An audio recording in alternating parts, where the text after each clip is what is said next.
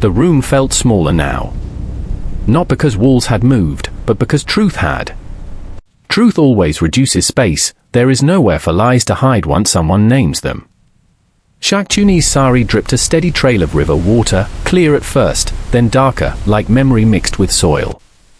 Each droplet made a faint hiss on the mud floor, as though the earth disliked remembering. "Do you know why I come?" she asked.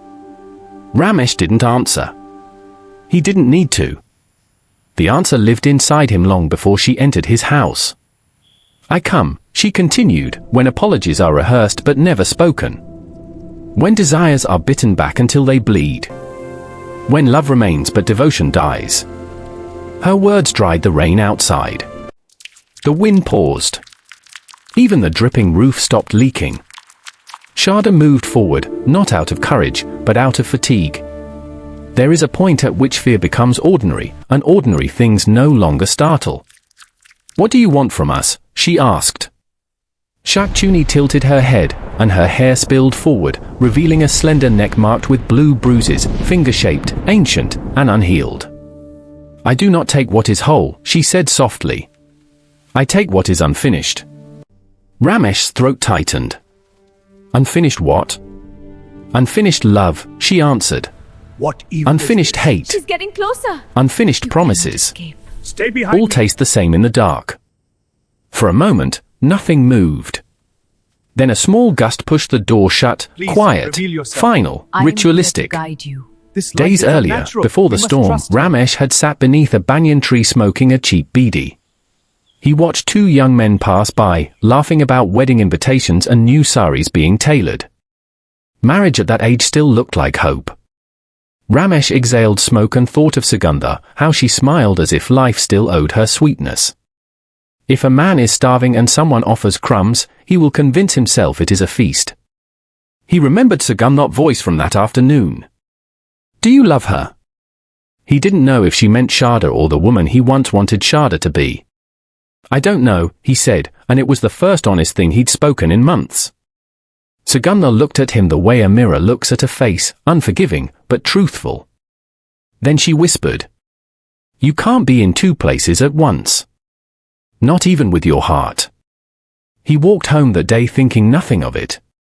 But words age differently in Shamari. Some age into regret, some age into ghosts. Back in the room, Shakchunni drifted near the lantern. The flame bent toward her, pulled like metal to a magnet. Shadows wrapped around her form in spirals. "Before I drowned," she said, "I waited." Sharda's eyes flickered. "I waited for him to choose me. To say my name without shame. To stop measuring love against society's permission." Her bangles trembled, glass nearly splitting. But he chose silence. Silence is the loudest betrayal. Louder than beds, louder than lips, louder than lies. Ramesh suddenly understood Shakchunni was not born from infidelity alone. She was born from neglect. From the slow erosion that begins when two people share a roof but not a life. "Did he love someone else?" Sharda asked. Shakchunni smiled, and the room dimmed. "He loved me in private and denied me in public. That is a kind of murder too." Her voice cracked, not with pain, but with memory.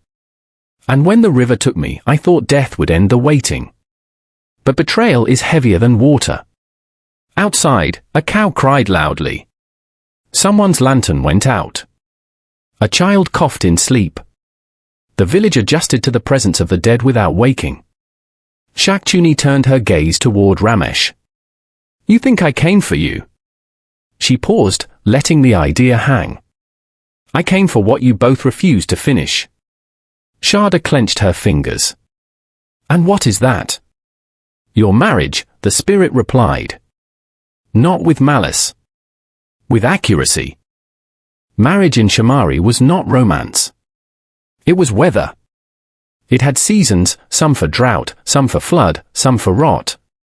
This marriage had been living in monsoon season for years. Ramesh suddenly felt the weight of every unspoken complaint. Every night he pretended to sleep early, every morning he listened without hearing. Betrayal had not begun with Sugandha. Betrayal began when he stopped arriving home in spirit long before he stopped in body. I didn't mean to hurt her, he whispered. Shakchunni leaned close, her breath cold as wet ash. No one means to, she said. But hurt is not measured by intention. It is measured by consequence. Sharda stepped forward, slowly, deliberately. So what happens now? The spirit's glow softened. That depends on you. On me? Sharda asked. Yes, Shakchunni replied. On whether you choose the ending or leave it unfinished. The words were not a threat. They were a map. For the next few minutes, the script slows, narratively stretching to match 30 minutes pacing. Rain begins again, soft, layered, reflective. Characters sit in silence. Silence narrates what dialogue cannot. Sharda remembers the first year of marriage, when her laughter was unbroken. Ramesh remembers the second year, when the fields failed and responsibility outgrew affection. Sugandha's jasmine perfume returns, not in body, but in imagination. Shakchunni's river whispers, pulling time sideways. Finally, Sharda speaks. You didn't cheat on me with Sugandha, she says. You cheated on me with the man you wanted to be. Ramesh closes his eyes. Because truth can bruise even when it forgives. If you stay, Shakchunni warns, you must rebuild. Brick by brick. Look at each other fully, not through tired habits. And if we don't?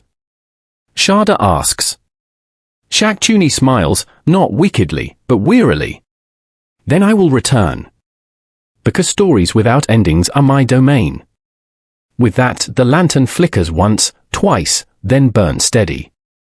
Shakchunni steps backward into the rain, her sari dissolving into mist, her voice leaving behind only one sentence. Do not make me wait. And then she is gone. Morning finds Shamari quiet. No one speaks of ghosts, but everyone walks slower, aware that some nights can follow you into daylight. Ramesh makes tea first for Sharda, then for himself. Sharda watches the steam rise, uncertain if warmth means forgiveness or simply beginning again. And somewhere near the riverbank, wet sindoor stains the grass, but no footsteps lead away from it. Because betrayal doesn't walk. It lingers.